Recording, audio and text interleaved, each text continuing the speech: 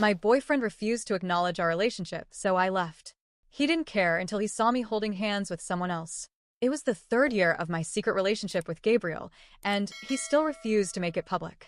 At a party, someone made a joke. Gabriel, Camila is amazing.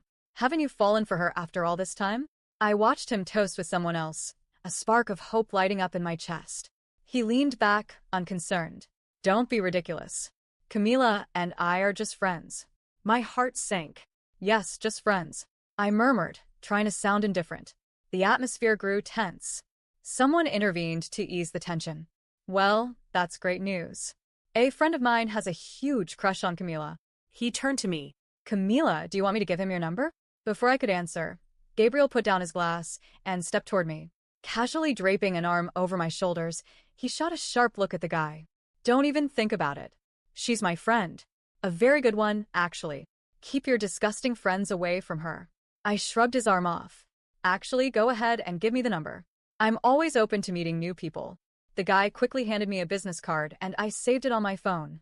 When I looked up, I met Gabriel's eyes. There was a glint of amusement mixed with something I couldn't quite decipher. A dull ache spread through my chest. I started to step away, but Gabriel stopped me, pulling out his phone. Camila, smile for the camera. The photo captured our faces. He looked handsome, wearing his usual smug expression. I looked pale and hollow-eyed.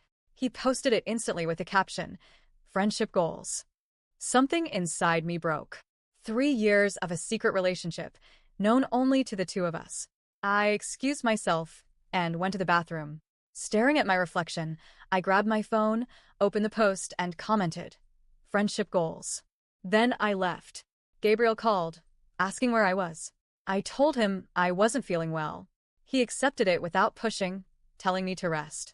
But I didn't go back to my apartment. I went to his place. Sometimes I spent the night there.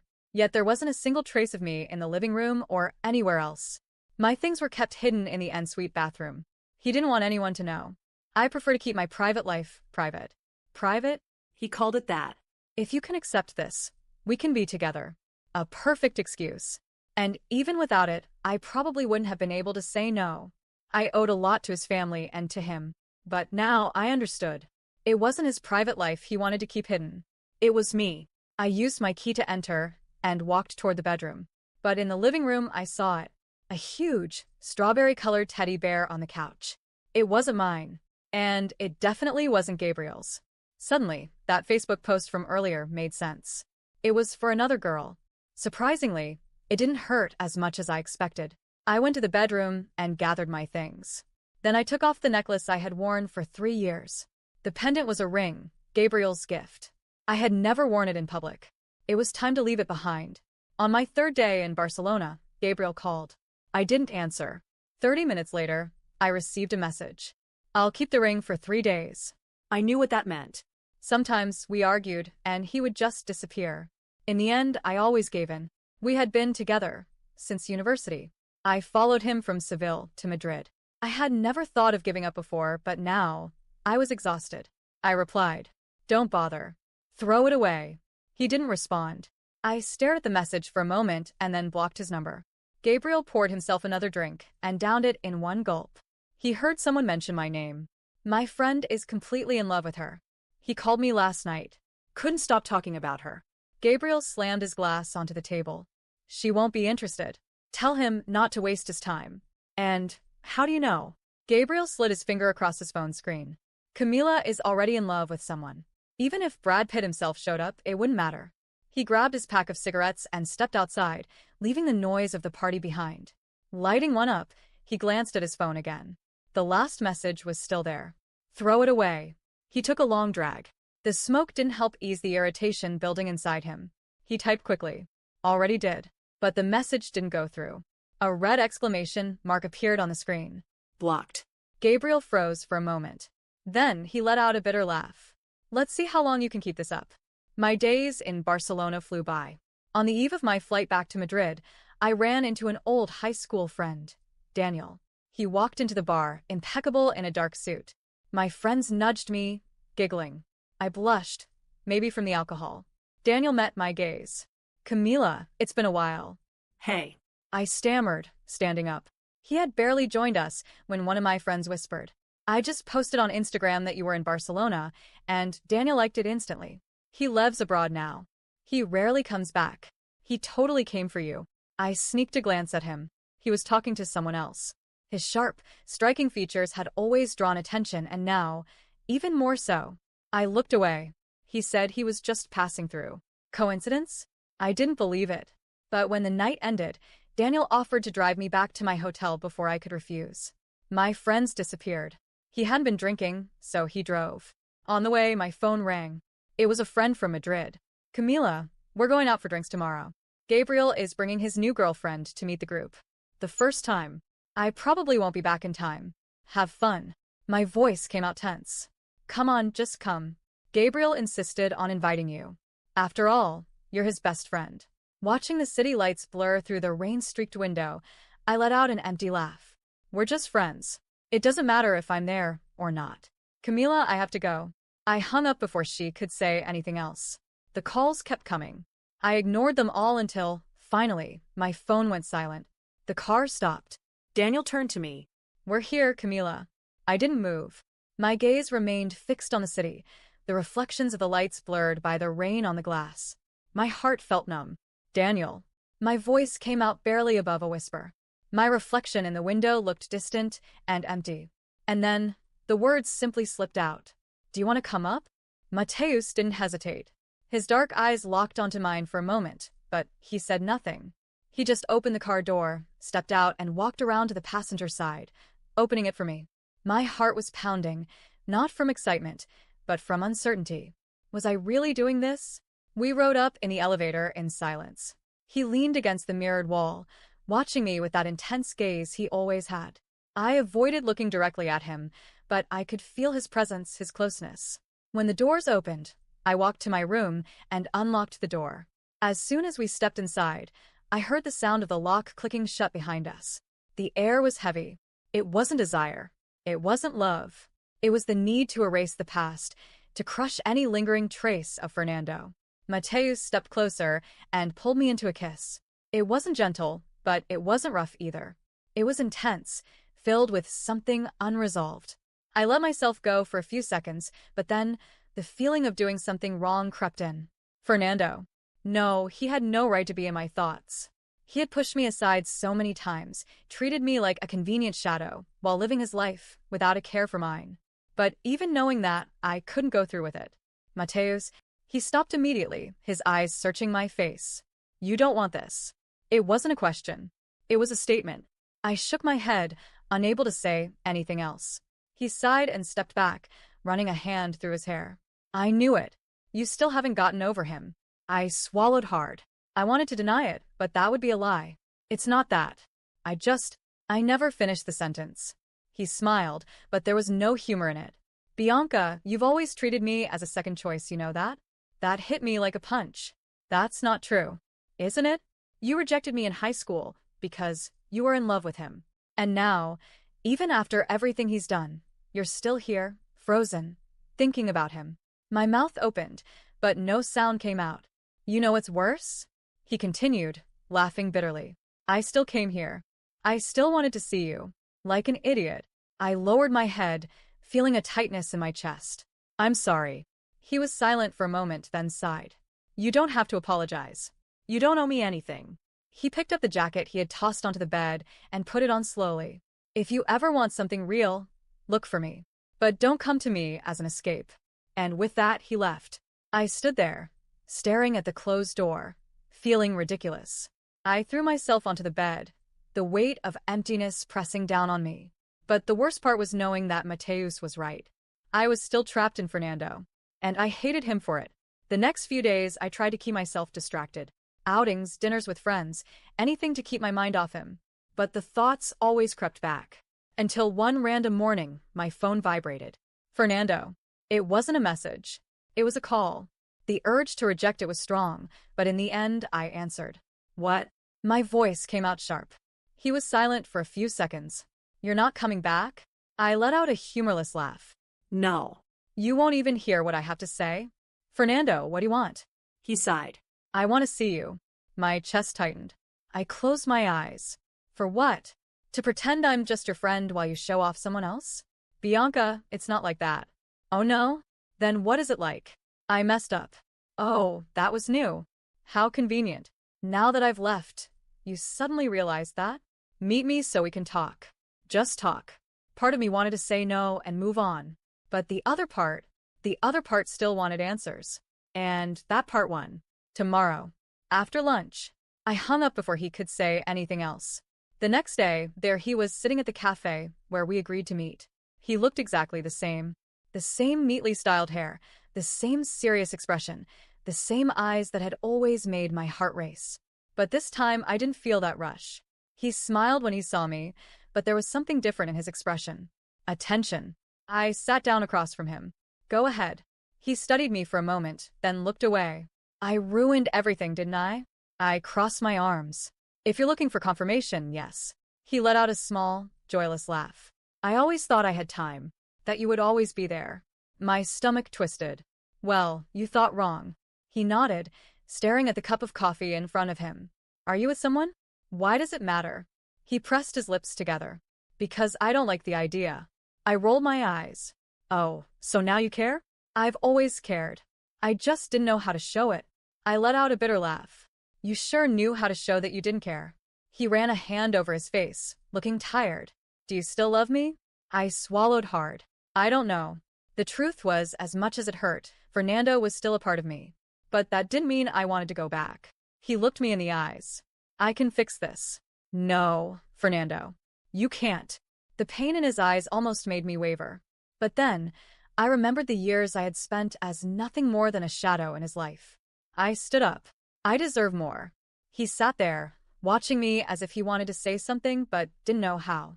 And then, for the first time, I left him behind. The feeling of leaving him behind was liberating. But it also left a bitter taste.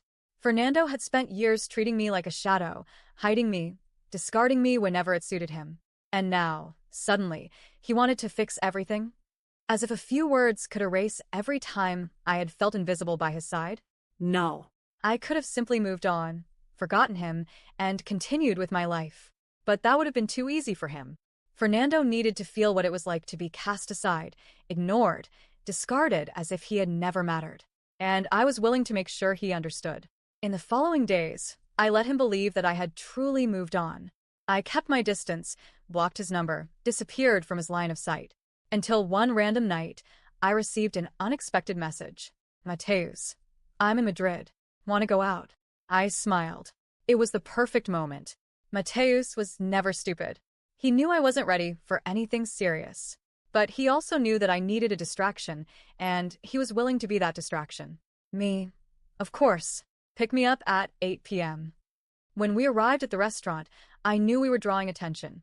Mateus had always had a strong presence, elegant, confident, and now, with me by his side, he looked even more imposing. And that's when I saw Fernando. He was sitting in a corner with his so-called new girlfriend, the one he had brought to introduce to his friends. She was laughing, leaning against him, clearly charmed. But his eyes were on me. Perfect. I held onto Mateus's arm and whispered something in his ear, making him chuckle softly. I didn't need to look at Fernando to know he was burning inside. The waiter led us to our table, and I made sure to choose a strategic spot, one where he could see me perfectly. Mateus noticed. What exactly are we doing here? He asked with an amused smile. What do you think? He chuckled. This isn't moving on, Bianca. I took a sip of my wine, pretending to be uninterested. Who said I'm trying to move on? He studied me for a moment before shaking his head. You're dangerous. No. I'm fair. And then, as if he had been waiting for the perfect moment, Fernando stood up. Pretending to head to the bathroom, he slowed down as he passed by our table. Bianca. I feigned surprise. Fernando? What a coincidence. His eyes narrowed. Who would have thought you'd come back to Madrid so soon? The world is small, isn't it? Silence stretched between us for a few seconds. Mateus watched the scene with amusement, but didn't intervene. Fernando glanced at him, then back at me. Are you doing well? I smiled. Never been better. His expression darkened. Good for you. And without waiting for a response, he walked away. But I knew he wouldn't leave it at that. In the following days, the messages started coming in. Fernando, can we talk? Fernando, I just want to understand what happened. Fernando, I need to see you. And then the final blow. Fernando. Mateus? Seriously? Oh, so now he was mad? I replied immediately. Me. Something wrong, Fernando? I thought my private life wasn't anyone's business. The blue check appeared, but no reply came. I smiled. The last straw came 2 weeks later. Fernando showed up at my building. He knocked on my door like he had any right to be there. When I opened it, he walked in without waiting for an invitation, his face full of frustration. What are you doing? I crossed my arms. I think I'm living my life. Why, Fernando? Are you surprised? He ran a hand through his hair, clearly irritated. You're with Mateus just to provoke me? I rolled my eyes. Oh, so now you care? When I was waiting for you, protecting you, accepting to be your secret, you didn't care. But now that I'm with someone who actually acknowledges me, it bothers you? He closed his eyes, taking a deep breath. I messed up, Bianca. I know that. I stayed silent. But he hesitated. I don't want to lose you. The old Bianca would have melted at that moment, would have heard those words and believed them. But this Bianca? She laughed. You already lost me, Fernando. And then I delivered the final blow. I grabbed my phone, unlocked the screen, and right in front of him, opened a picture of Mateus holding my waist, both of us smiling on the balcony of a luxury hotel. Fernando went pale. You wouldn't do this. I stepped closer, pressing a finger against his chest. You made me wait 3 years to be acknowledged. I won't give you even 3 minutes of hope. Fernando looked at me as if I were a stranger. And then, with nothing left to say, he left.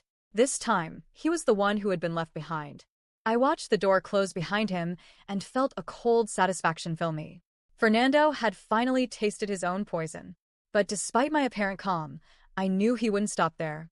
Fernando never handled losing control well. And losing me must have been eating away at his mind from the inside out.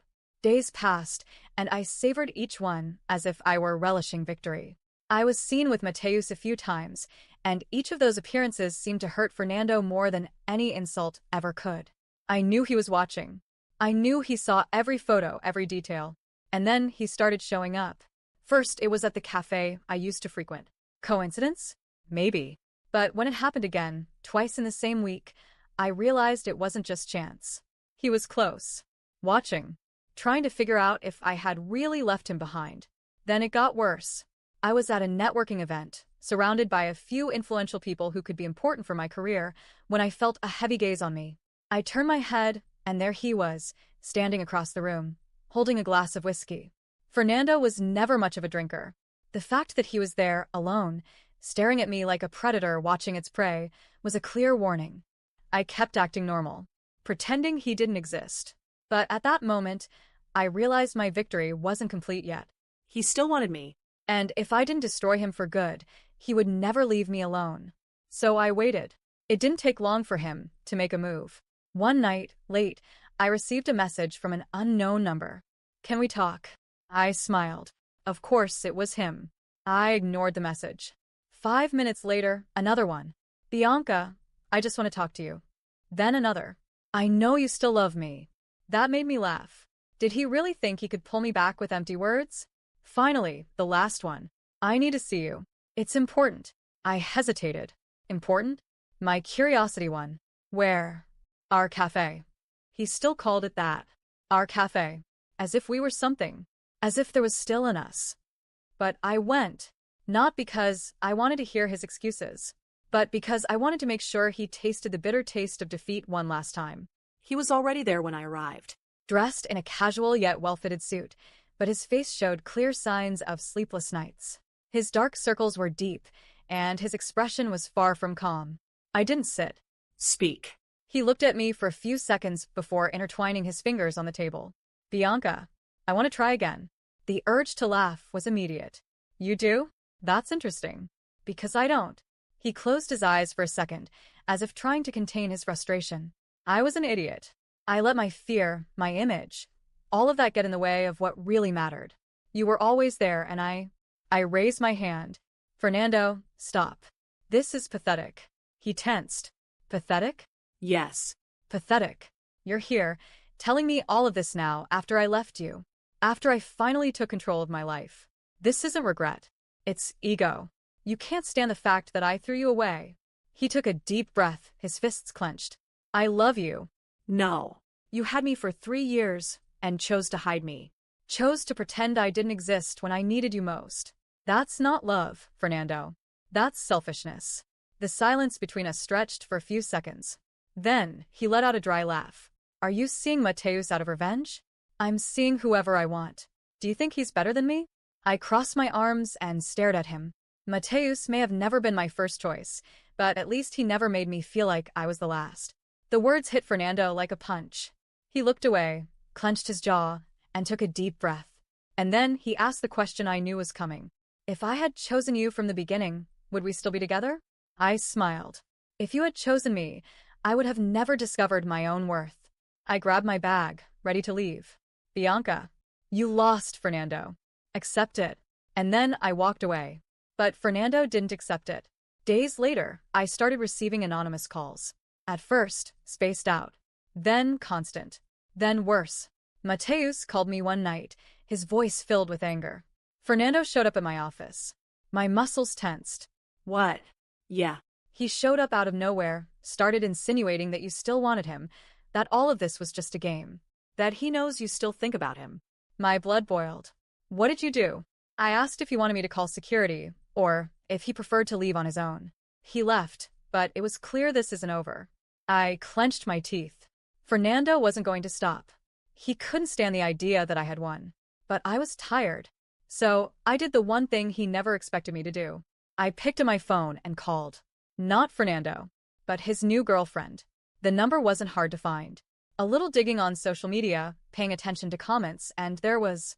When she answered, her voice was hesitant. Hello? Hi, Mariana. Silence. Who is this? I smiled. I'm Bianca. You know who I am, don't you? More silence. I think so. Good. I need to tell you something about Fernando. And then I told her everything. I talked about the years in hiding, the lies, the messages, his desperate attempts to get me back. And I ended with one final warning. If you don't leave now, you'll be the next. The silence on the other end was enough for me to know I had won. 2 days later, Fernando sent me one last email. Thank you. You took everything from me. I smiled as I read it, and deleted the message without replying. Now, he was truly destroyed. Time passed, and the storm Fernando tried to create around me finally dissipated. But not without scars. Not without marks. In the months following that last message, he disappeared completely. No more calls, no more messages, no more accidental encounters. Nothing. It was as if he had vanished from the face of the earth. And that was exactly how it was supposed to be. Through mutual acquaintances, I heard that Mariana left him the day after our conversation. She threw all his clothes out of the apartment window and changed the locks. Fernando tried to fix the situation, but Mariana had already seen the truth. And more than that, she told everyone.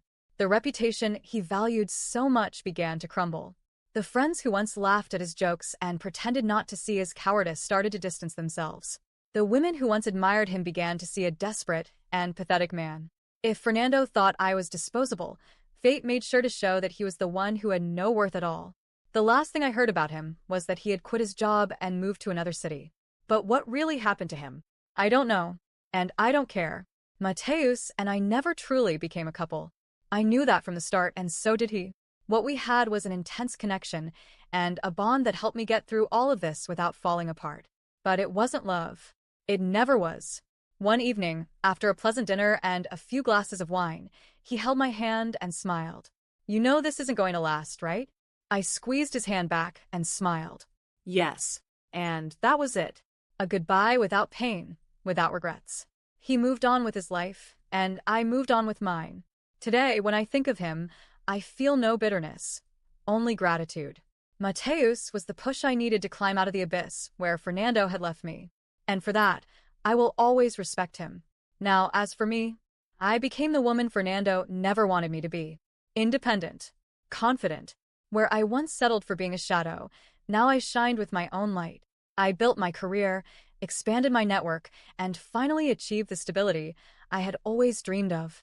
My name started gaining recognition in my professional field, and people no longer saw me as Fernando's ex, but as Bianca, the woman who would never again accept being a secret.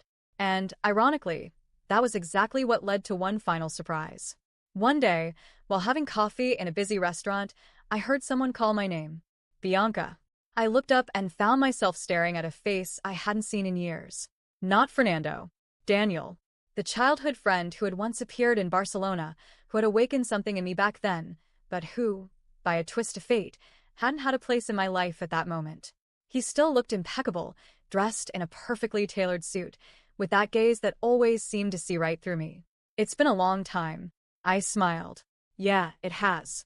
We talked for a long time. No rush, no expectations. I learned that he was now an important name in the business world, that he traveled frequently but had finally decided to settle down. And in that moment, something happened. I didn't feel anxious. I didn't feel that suffocating fear of being left behind. I just felt calm. Because, for the first time in my life, I knew I didn't need anyone to be complete. If Daniel wanted to be part of my life, great. But if he didn't, it wouldn't make a difference. We went out that night. He took me to dinner, made me laugh, and when we said goodbye, he looked me in the eyes in a way no one else ever had. I don't know when exactly you became this woman, but I like it. And for the first time, I believed it. Fernando? Fernando no longer existed to me. I left him where he had always belonged in the past.